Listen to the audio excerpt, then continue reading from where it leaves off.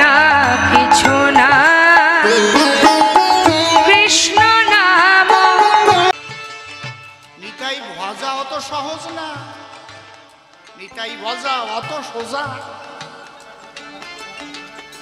সাধু হওয়া কষ্ট বটে, নষ্ট হওয়া যায় সহজে। নষ্ট হতে 5 সেকেন্ড লাগে না। সাধু হওয়া কষ্ট বটে, নষ্ট হওয়া যায় সহজে। কত মুনি ঋষির পতন হলো 100 বছর বনে ভোজে। এই নরাধমের পর সাধু হওয়া কষ্ট বটে, নষ্ট হওয়া যায় সহজে। কত মুনি ঋষির পতন হলো 100 বৎসর বনে ভোজে। এত সোজা নাকি? তুমি যদি ওই জিনিস ধারণ করতে না পারো, এইবার কথা আছে। তা আপনি বলছেন ধারণ করতে, আবার তাহলে সংসারে থাকবো না সন্ন্যাস নিয়ে চলে যাবো? সংসারেই থাকতে হবে। শ্রীমান মহাপ্রভু বিশেষ কারণে সন্ন্যাসী হয়েছিলেন। বিশেষ বিশেষ ব্যক্তিরা বিশেষ বিশেষ কারণে বিশেষ কর্ম সম্পাদন করে, তাহা সকলের জন্য নয়। তুমি দেখাতে পারো নির্মল? শ্রী শ্রী চৈতন্য চরিতামৃত, শ্রী শ্রী চৈতন্য মঙ্গল, শ্রী শ্রী চৈতন্য ভাগবত, শ্রী শ্রী চৈতন্য চরিত, অমিয় নিমাই চরিত, বলো গৌর কথা, কোনটায় মহাপ্রভু কাউকে বলেছেন সন্ন্যাসী হয়ে চলে যাও? দেখাতে পারবে? বরং সন্ন্যাস নিতে গেলে মহাপ্রভু তাকে ঠেলে সংসারে পাঠিয়ে দিয়েছে। যে কোনো একটা দোষ ধরে যাও, যাও বাড়ি গিয়ে যাও, বাড়ি গিয়ে পেয়ে যাবা। গোবিন্দ ঘোষ, তার কি ছিল দোষ? অগ্রদ্বীপের গোবিন্দ ঘোষ মহাপ্রভুর জন্য অর্ধেক হরিতকি রেখেছিল, তার পরের দিন মুখ শুদ্ধি করবে, নিজের জন্য না। বলে হবে না তোমার দ্বারা সন্ন্যাস, যাও করো গৃহবাস, ওখানে বসে তুমি গোপীনাথের দর্শন পাবে। কিন্তু উনি 6 জনকে সকার্য সাধিতে আকর্ষণ করে নিয়েছেন। যেমন আমার কবিগান গাইতে হলে যাদের দরকার ওদের আমি আকর্ষণ করেছি। কৃষ্ণর বাড়ি মাখালগাছা, হাসনাবাদের কাছে। চেয়ে দেখেন আমার আকর্ষণে আমার দলে ঢুকে গেছে। বাবাজি শ্যামলের বাড়ি কালীবাজার, চাকদা থানায় পড়ে। বাবা মিঠুন কিন্তু কেনিংয়ের পাশে তালদি বাস করে। বাবা বাসুদেব হাবড়ার পাশে বসবাস করে। আমার বোন থাকে দুর্গানগরে। আর কিশোর বাবু উনি কিন্তু লক্ষ্মীপুরে বাস করে। তাহলে এইগুলোকে আমি আকর্ষণ করেছি কেন? তাই নাহলে আমার লীলা হবে না। জয় রাধে। 6 জনকে উনি আকর্ষণ করেছিলেন। কাকে কাকে? শ্রীরূপ সনাতন ভট্ট রঘুনাথ, শ্রীজীব গোপাল ভট্ট দাস রঘুনাথ। এই 6 গোসাই জবে গো ওই ব্রজে করলেন বাস। রাধা কৃষ্ণ নিত্য লীলা করিলেন প্রকাশ। আজ 5000 বছর আগে কৃষ্ণ লীলা হয়েছিল বৃন্দাবনে, কেউ জানতো না ত্রিভুবনে। সেই কৃষ্ণ গৌরাঙ্গ হয়ে এলো আর এই 6 জনকে আকর্ষণ করে নিয়ে আমাদের বৃন্দাবনটাকে চিনিয়ে দিল। এটা তো আমরা জানতামই না। ওখানে মধুর বৃন্দাবন রয়েছে, যে ধুলায় অঙ্কিত আমার শ্রীমতীর চরণ, তানু পদরেণু মাখা ওই সেই বৃন্দাবন। আমরা চিনিতাম না সেই কেলি কদম্ব বৃক্ষ, যেখানে কালীয় নাগ দমন করেছিলেন কৃষ্ণ কমলাক্ষ। আমরা চিনিতাম না কেশিঘাট বংশীবন, ওই নিকুঞ্জবন।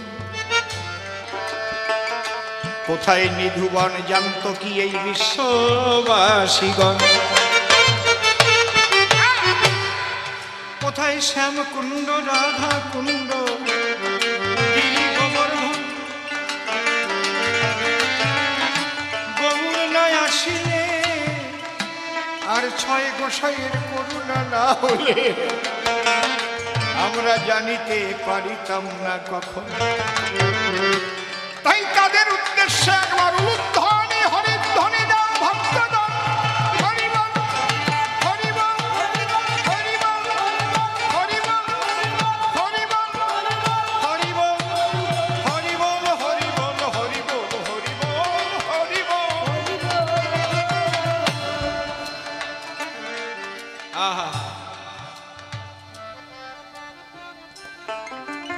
যদিও কবিগান কীর্তনের আসরে কবিগান গাইছি, কিন্তু আমার খেয়াল আছে চটকা ফাজিলের মতো বাজে কথা বলছি কি, কোন শ্মশানে যখন কবিগান গাইতে নিয়ে যাবে ওই চুল্লুখোরের দল, সে কবিগান আবার আলাদা হবে। কায়দা আছে, তাই না? হয়তো আর ওরা আনন্দ পাবে না বাবা। কি যদি ইউনিভার্সিটিতে কবিগান গাইতে নিয়ে যায়, সেই লেভেলের আলোচনা হবে আবার আলাদা। এখানে ভক্ত পরিবেশ, আহারে মধুর বৃন্দাবন। আবার হয়েছে কীর্তনের আসর, সেই ভাব রক্ষা করে গান গাইছিস এই সবার ভিতর। অসুবিধা হচ্ছে না তো বাবা? নাকি আপনারা কি বলছেন? ঠিক আছে তো? নাকি যারা চলে গেছে মন্দ বলতে বলতে চলে গেল নাকি? নাকি আর বলুক, আমার এখন আর ভালো মন্দ জ্ঞান নাই বাবা। আর কয়দিন থাকবো? কত পুরস্কার পেলাম, কত তিরস্কার পেলাম, পেলাম তো আর কম না। কিন্তু ভক্ত সঙ্গ একটু হলেই মনের খোরাক মিটে যায়। তখন মন বসে আমার রাধা গোবিন্দের কথা, সেইটুকের আশায় ঘুরে বেড়াই গো। আর কোনো অভাব নাই, শুধু একটাই অভাব, প্রতিদিন যেন ভক্ত সঙ্গ পাই। হরিবলা জয় রাধে।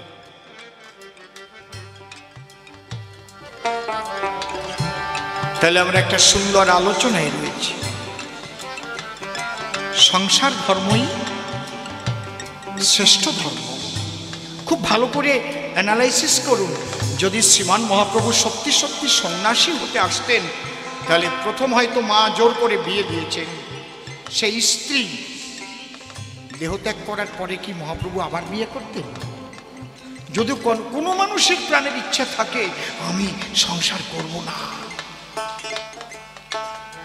মা বাবা হয়তো ধরে বেঁধে দিলেন, যখন বউ মারা যাবে তখন সে ভাববে যাক এবার পরিষ্কার হয়ে গেলাম, মা বাবার কথাটাও থাকলো, এবার আবার যাবার পথ পরিষ্কার। আবার বিষ্ণুপ্রিয়াকে বিয়ে করলেন। তারপরে তিনি যেতে বাধ্য হলেন। কেন? সেই সময়ের অবস্থা, সামাজিক কি পরিবেশ ছিল।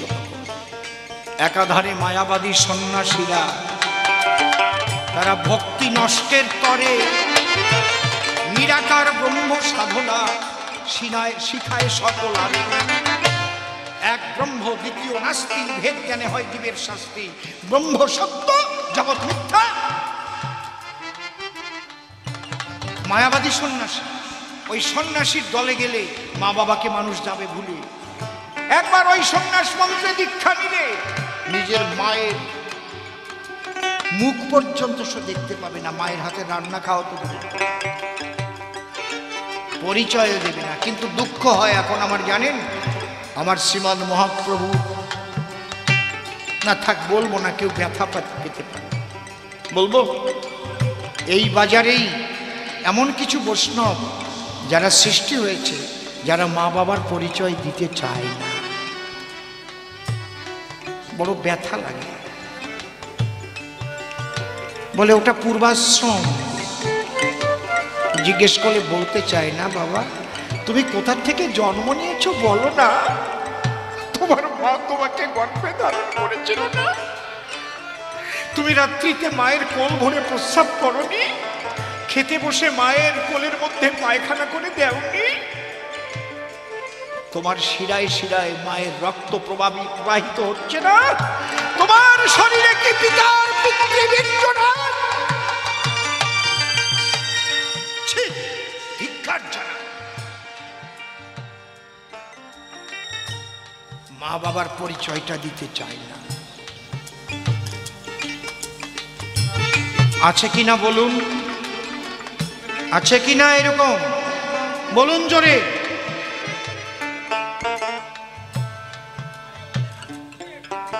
বড় কষ্ট হয়,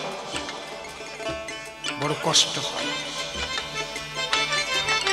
আমরাই কিন্তু আবার তাদের যত্ন করে নিয়ে আসি। তারা সংসারীকে ঘৃণা করে, সংসারীর হাতের রান্নাটাও তারা খায় না।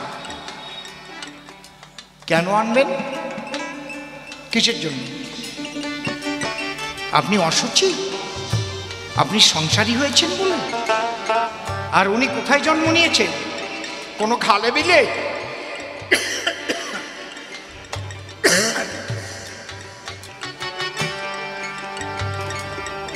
বলুন, এর চাইতে আর বলবো না। এই যেটুক বললাম বুদ্ধিজীবীরা এতেই বুঝে নেবেন। এটা কখনো আমার শ্রীমান মহাপ্রভুর মত নয়, আমার নিত্যানন্দের পথ নয়। এই জঘন্য মত পথ তৈরি করেছে পরে। কে তৈরি করেছে তাও জানি, কেন তৈরি করেছে তাও জানি। বলতে গেলে নিজেদের গায়ে নিজের থুতু পড়বে।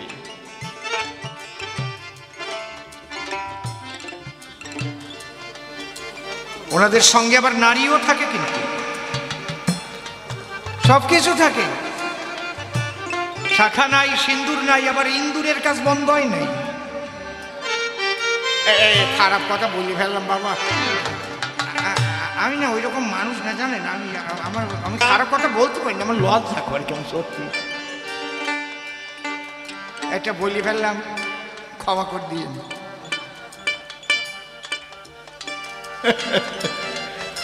এক শিষ্য বাড়িতে গিয়েছে, বয়স ৮০-৮৫ হয়ে গেছে। স্নান করে গিয়ে ওই বাবাজি উনি টাইট করে বাঁধতেছে।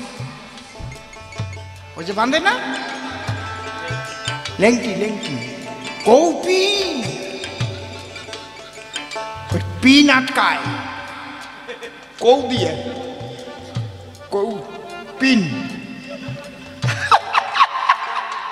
আমার না এসব বাজে কথা ভালো লাগে না, আমার কেমন লজ্জা করে ভাবে, সত্যি। আমি ওই ধরনের মানুষ না, বলবো।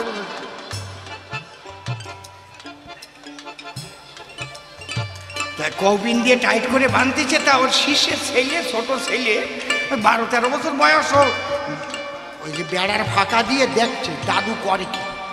দেখে ওই বুড়ো ওই কাজ করতেছে, তখন বলছে, ও দাদু, মরা ইন্দুর তুমি বেঁধে রাখো কেন? ইন্দুর তো মরিয়ে গিয়েছে।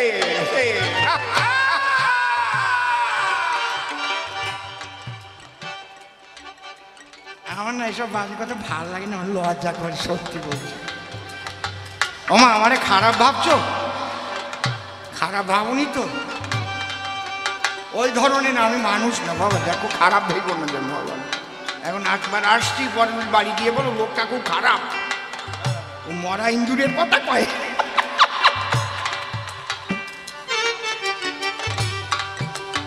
শ্রীমান মহাপ্রভু সন্ন্যাস নিয়ে কাশীতে গিয়ে, ভাবতে পারেন সন্ন্যাসীরা কখনো কৃষ্ণ মানে না, কৃষ্ণ নাম নেয় না, রাম মানে না। যারা মায়াবাদী সন্ন্যাসী তাদের কথা বলছি, কিন্তু প্রচন্ড উগ্র তারা। কিন্তু মহাপ্রভু সন্ন্যাস নিয়ে প্রথম কাশীতে গেলেন কেন? ওই কাশীতেই ছিল ওই সন্ন্যাসীদের ডেরা, এবং তার যেটা গোদা, মানে বড় সবচাইতে, তার নাম কি বলেন তো দেখি? দেখি কেউ বলতে পারে কিনা? পারবেন বলতে? প্রকাশানন্দ সরস্বতী। কিন্তু মহাপ্রভু কাশীতে গিয়ে কি আরম্ভ করলেন? হরে কৃষ্ণ হরে কৃষ্ণ কৃষ্ণ কৃষ্ণ হরে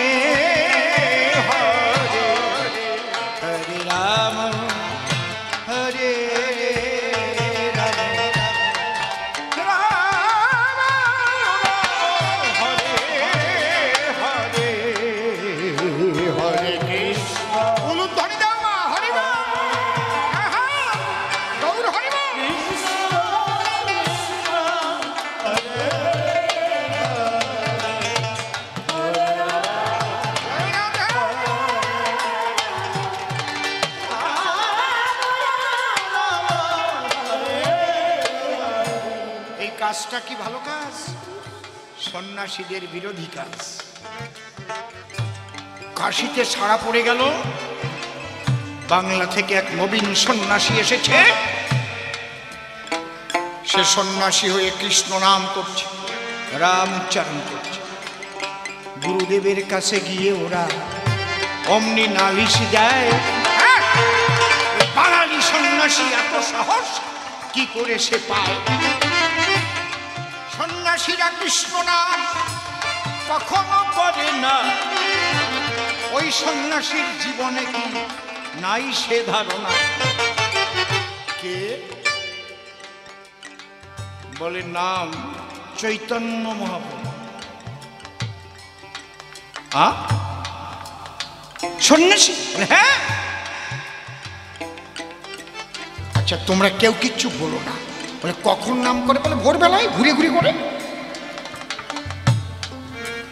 আজকে আবার যখন মহাপ্রভু ভোরবেলায় ঘুরে ঘুরে নাম করছে, প্রকাশানন্দ সরস্বতী লুকিয়ে লুকিয়ে দেখছে।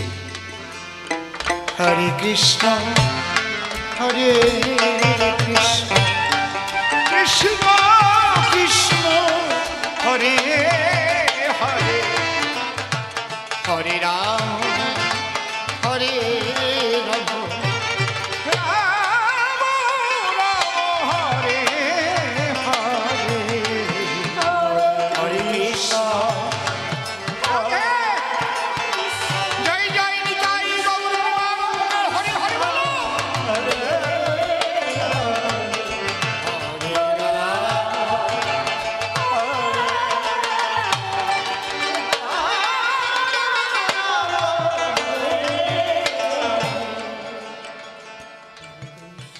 প্রকাশানন্দ সরস্বতী দেখে ভাবছে, মানুষের রূপ এইরকম কখনো হয়?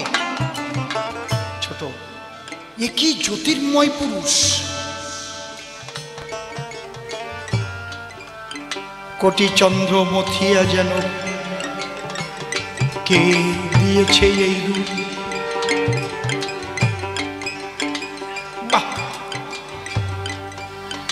এমন মধুর মূরতি কে গড়িল? মধুর মূরতি কে গড়িল? এমন মধুর মূরতি কে গড়িল?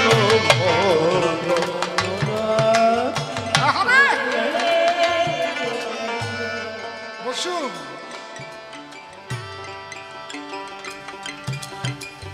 প্রায় তো আমার হয়ে এলো, বসুন একটু শেষটা করে যান। এরপরে তো আবার আছে সারা রাত। জয় রাধে। প্রকাশানন্দ সরস্বতী ফিরে এলেন, কিচ্ছু বললেন না। শিষ্যদের ডেকে বললেন, বাবা শোনো, এই লোকটাকে আমার যেমন তেমন মনে হলো না, এর মধ্যে একটা ঐশ্বরিক শক্তি আছে, কিন্তু একে ক্ষমা করা যাবে না। যেহেতু আমাদের সন্ন্যাস নিয়ে সন্ন্যাসীদের অবমাননা করছে, এর কঠিন শাস্তি দিতে হবে। কি করতে হবে? কাশীর সবচেয়ে বড় মাঠে একটা বড় প্যান্ডেল করে কয়েক হাজার সন্ন্যাসীদের সেখানে বসিয়ে দেবে। একটা মঞ্চ থাকবে, মঞ্চে দুখানা থাকবে সিংহাসন, একটায় আমি বসবো, একটায় ওকে ডেকে এনে নিমন্ত্রণ করে বসাবো। আমি প্রশ্ন করব, তুমি সন্ন্যাস নিয়ে কেন কৃষ্ণ নাম করো? ও যদি ঠিক জবাব দিতে না পারে, ওর নাকে খদ দেওয়াবো সকলের ভিতরে, এখান থেকে কান ধরে পাঠিয়ে দেব। মহাপ্রভুকে তেমনি ভাবে দিলেন নিমন্ত্রণ, বিরাট একটা প্যান্ডেল করিয়া সৃজন, মঞ্চ পরে দুখানা সিংহাসন, ওরে করিল রক্ষণ। এসে বসেছে সন্ন্যাসী হাজার হাজার জন।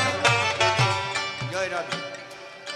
সন্ন্যাসীরা যখন বসেছে তার আগে পা ধোয়ার জল আছে, ওগুলো জলটা দিয়ে পাটা ধুয়ে যার যার আসনে এসে বসেছে। সবার ভিতরে একটা ক্ষোভ, আসুক আজ।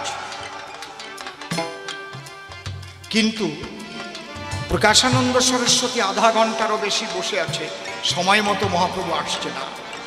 সবাই বলছে চলো, ও আসবে না, ও হয়তো পালিয়ে চলে গেছে আমাদের ভয়ে, ও পালিয়ে চলে গেছে, বাংলায় চলে গেছে।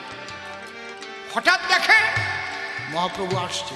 হরে কৃষ্ণ হরে কৃষ্ণ কৃষ্ণ কৃষ্ণ হরে হরে, হরে রাম হরে রাম, রাম রাম হরে হরে, হরে কৃষ্ণ হরে কৃষ্ণ, জয় রাধে কৃষ্ণ হরে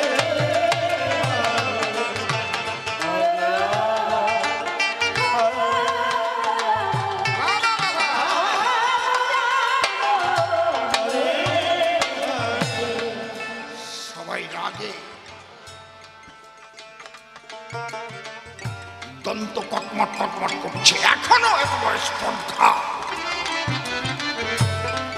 কৃষ্ণ নাম করতে করতে ঢুকছে, দেখা যাক গুরুদেব কি বিচার করেন। যখন মঞ্চের কাছে এসেছে, গুরুদেব বললেন প্রকাশানন্দ সরস্বতী, ওখানে জল আছে, জলে পা ধুয়ে আমার কাছে এসে বইসো। এবার সবাই তো ওই জলে পা ধুয়ে গেছে, কাদা হয়ে গেছে, পা ধুয়েছে, জল পড়েছে। মহাপ্রভু এসে তখন কি কর্ম করিল, সকলের পা ধোয়া জলের উপর গড়াগড়ি দিল। মহাপ্রভু সবার পা ধোয়া জলের উপর গড়িয়ে পড়েছে। সবাই ভাবছে কি বাবা, তৃণাদপি শুনেছেন তরুরীব সহিষ্ণু না, খালি শুনেছেন। মহাপ্রভু আপনি আচরি ধর্ম, জগৎকে শিখায়, ওদের চরণ ধৌত জলের উপর নিজে গড়াগড়ি দেয়। গোসাই হওয়া অত সোজা না, ভক্তরা গড়াগড়ি দেবে আর গোসাই সিংহাসনে বসে থাকবে, তা হয় না। মহাপ্রভু যখন গড়িয়ে পড়েছে, প্রকাশানন্দ হঠাৎ ওই দিক তাকিয়ে কি দেখছে, দেখে মহাপ্রভুর দেহ সেখানে হয়ে গেল লয়, বিরাট একটা ব্রহ্মজ্যোতি দেখিছে সেথায়। ওরা যে ব্রহ্মজ্যোতির ধ্যান করে, দেখে মহাপ্রভু লয় হয়ে ওই অঙ্গ থেকে ব্রহ্মজ্যোতি হয়ে গেল। দেখি আর কেউ দেখতে পাচ্ছে না। কে দেখছে? দেখছে প্রকাশানন্দ সরস্বতী ব্রহ্মজ্যোতি। একই আবার দেখে ওই ব্রহ্মজ্যোতি একসঙ্গে আস্তে আস্তে একত্রিত হয়ে, ছোট্ট হয়ে, তার মধ্যে দিয়ে রাধা গোবিন্দ যুগল হয়ে দাঁড়িয়েছে। একই একই ছিল ব্রহ্মজ্যোতি, হয়ে গেল রাধা কৃষ্ণ মূরতি। এইবার দেখছে রাধারানীর দেহ বিগলিত হয়ে কৃষ্ণের সঙ্গে মিশে যাচ্ছে। রাধার দেহ বিগলিত হয়ে কৃষ্ণের সঙ্গে মিশে গেল। সেই চৈতন্যের দেহ ধরে যখন আবার দাঁড়াইল একবার, হরিবল হরিবল হরিবল বলো।